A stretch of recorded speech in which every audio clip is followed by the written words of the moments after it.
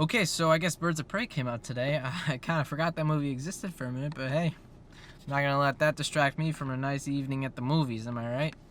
Alright, catch you in a few with my thoughts on Birds of Prey.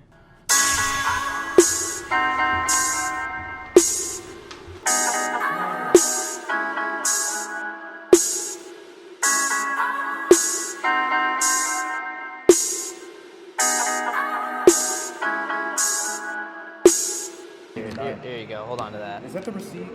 Hold on to that for me. Is that the receipt? Just hold on.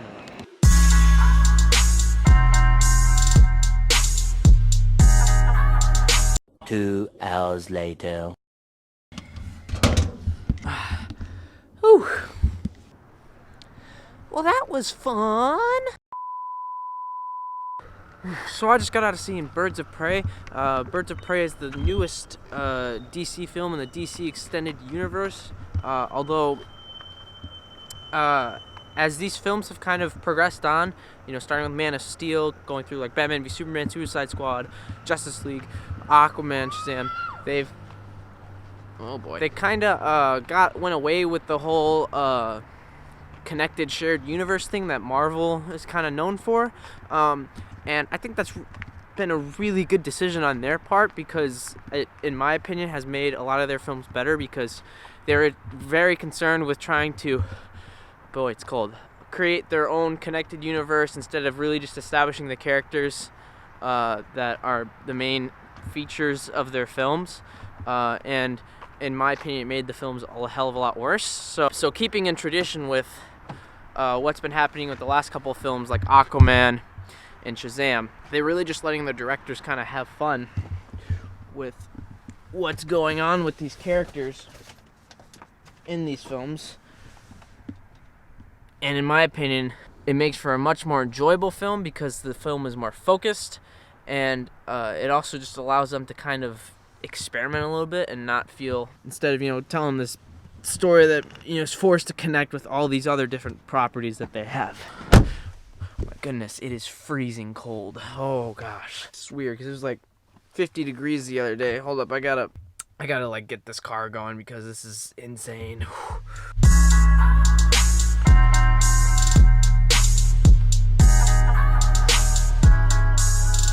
So keeping with the comparisons to the other DC films, I found that Birds of Prey is like vastly different than the other DCEU films in its editing and its storytelling. The storytelling here doesn't totally break conventions of how you can tell a story in a film, and I'll get more into that in my in-depth non-spoiler review, but essentially takes a lot more risks than we've seen in the past with some of these films, and I really enjoyed just the concept of that. That was a really cool thing for me to experience, was just a much different tone for a film, which in my opinion fit the character perfectly. It felt a little Deadpool-y at times. It felt a little Kingsman Secret Service at times, in the way that the action sequences were directed and cut together. And I really enjoyed it for that fact, seeing those comparisons. The film has a nice pace to it. There's a generally strong momentum going forward, and it never really takes itself too seriously, which I really like because, again, you can't do like what they did with Batman v Superman and Man of Steel and have this super dark and gritty film, because that's just not Harley Quinn's character. And I feel like they really pulled it off well here, and I really enjoyed a lot of the little nuances that just kind of separated this film from a lot of other conventional superhero flicks. And it's not, trying to save a city from some laser into the sky or something like that. It's very low-key, and I really appreciated it for that because I could get along with the adventure aspect of it a lot more than, say, Suicide Squad, which was a much more inconsistent, wackier film that never really worked and had no character development or anything like that. It's also just a very pretty film to look at. I really think watching this on the big screen is cool, or at least if you're gonna wait and watch this one at home, definitely watch it on a TV, like maybe with a very high dynamic range, just because there's so many pretty colors in this, and you really want it to just pop because it made the viewing experience much more pleasurable. It enhances the the tone that the film is trying to capture, and it goes along well with the characters. Harley Quinn is a very flamboyant persona, let's just say, and it's little things like that help convey this a lot better than dressing her up in rainbow colored clothes, you know what I mean? So that was something I really appreciated about this as well. But that's about all I got for this really quick first impressions.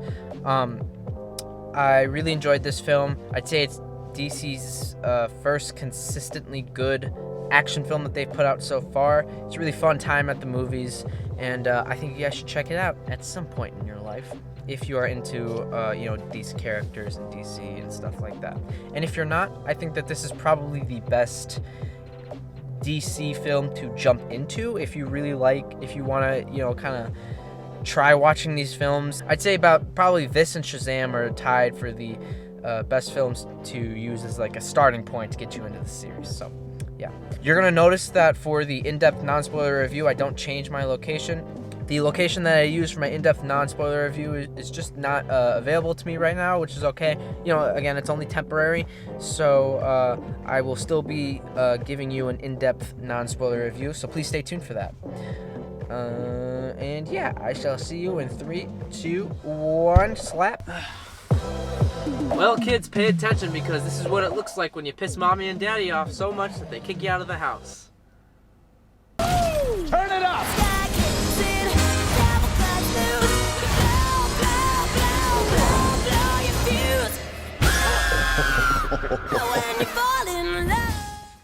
Birds of Prey was directed by Cathy Yan and stars the likes of Margo Robbie as Harley Quinn and Ewan McGregor as the evil crime boss, Roman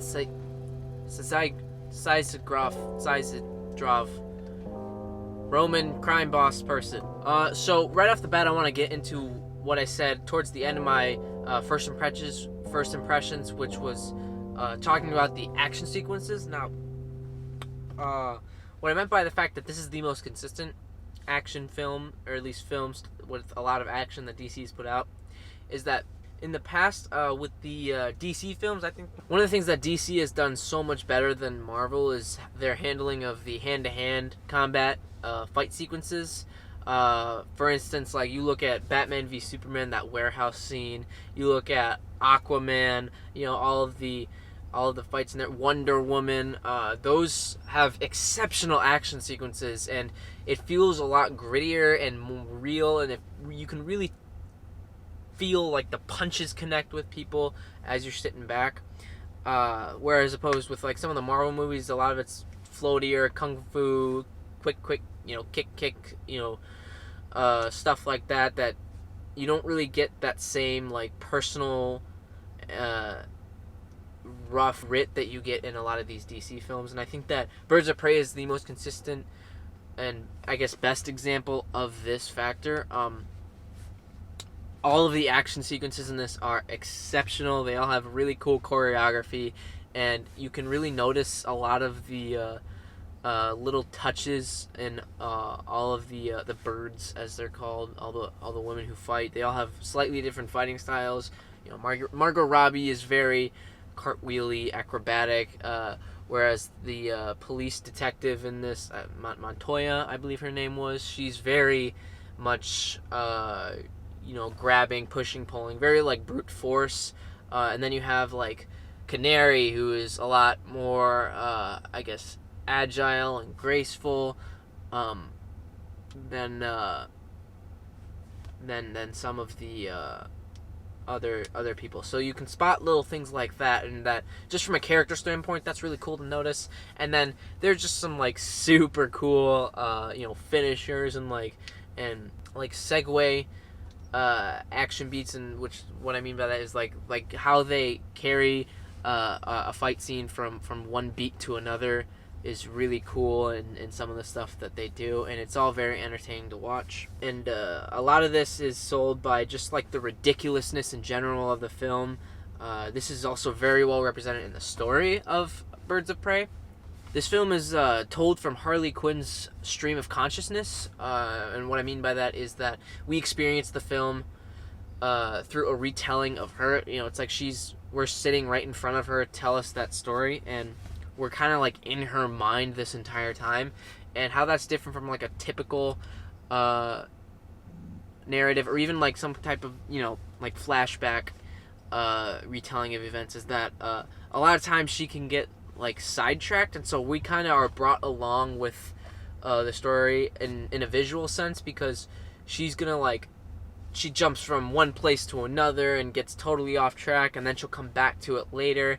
And to me, it's not confusing, because again, this isn't the first time this has ever been done, and it's also not the most intricate it's ever been done. It's definitely like kind of brought down for the general viewer to understand, but it's also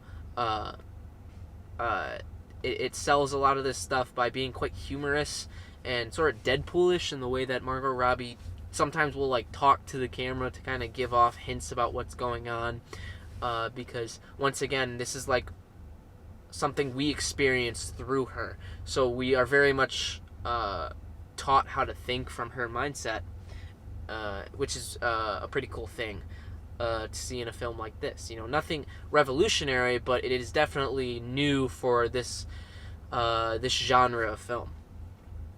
So I really enjoyed that. The characters were also quirky, and I loved them, and they had a really cool sense of personality. The two stars are Margot Robbie and Ewan McGregor, easily. Margot Robbie, I think, stepped up her game a bit from Suicide Squad. Her character feels a lot more deliberate in some of the choices that she makes as an actress here. She seems to have a lot more control over her character, and she seems to know kind of what's going on more. Suicide Squad was just a mess, and Margot Robbie, I feel, didn't quite fit in 100% as Harley Quinn, but I think this one is perfect. I think her character is treated really well, despite the fact that, you know, they kind of threw out the main backbone of her character, which is the Joker. And on the topic of Ewan McGregor, I just love that guy. He's great in everything, but he plays this like insane crime boss who's really over the top and off the rails, and I appreciated how much he would just kind of go for it. He had a lot of unique things to his character that made him feel like a threat, even though he didn't have any big superpowers that could destroy an entire city or anything like that. So that was really cool to see. And then the way that this film is brought together in the editing room, there's a lot of cool little tricks that they do with, you know, a combination of cinematography, visual effects, and, you know, splicing, cutting, compositing, some cool compositing effects. All of this brought together creates this really cool, unique tone that, you know, circling back to the stream of consciousness approach, it really brings everything into focus as this proper continuation of Harley Quinn's story in this DCEU, and also it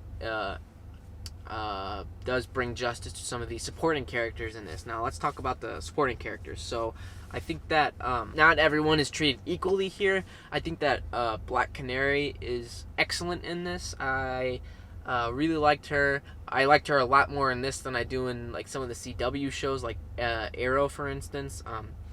Her character is treated a lot more seriously here. I also enjoyed the Huntress, but I feel like the detective and Montoya and her name is like Cass, without giving anything away, I feel like their roles are kind of like phoned in, like just a little bit. Not their performances, the actresses who played them were fine, but in terms of like their involvement to the story, I feel like some of it was only there to service a plot and to help characters get from one place to another, and to me that just seemed kind of lazy. If you're not going to bring anything to the table with an introduction of a new character, then there's no point in really bringing them in at all. You can give some of these plot threads to other characters that we already know and build off of them a little bit more.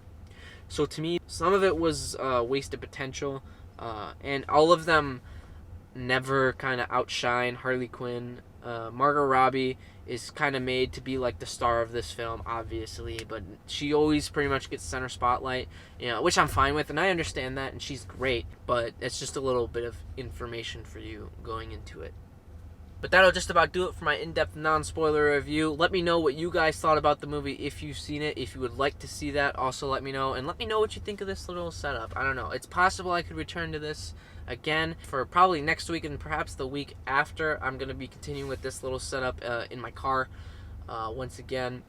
So hopefully you guys enjoyed it to some degree. Yeah, thank you all for watching, and I'll catch you all later. Goodbye.